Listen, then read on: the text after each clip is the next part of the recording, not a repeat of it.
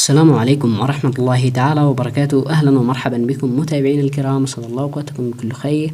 في هذا الفيديو الجديد الذي فيه سوف نعرض لكم الموعد والتوقيت والقنوات الناقلة وكل تفاصيل هذا اللقاء للمباراة القادمة التي ستجمع بين نادي الاتحاد من أمام نادي بخشة التركي في المباراة الودية القادمة، استعداد وتجهيز للموسم الجديد.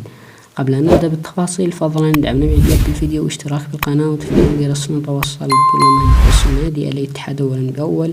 اكتب لنا توقعاتك لنتيجة المباراة في الأسفل بالتعليقات، ولا تنسى الصلاة والسلام على محمد صلى الله عليه وسلم. وستقام المباراة بتاريخ 2025 شهر 7 يوم 23 يوليو في تمام الساعة 10 مساء بتوقيت السعودية والعراق واليمن والبحرين والأردن وقطر، وفي تمام الساعة 11 مساء بتوقيت عمان والإمارات.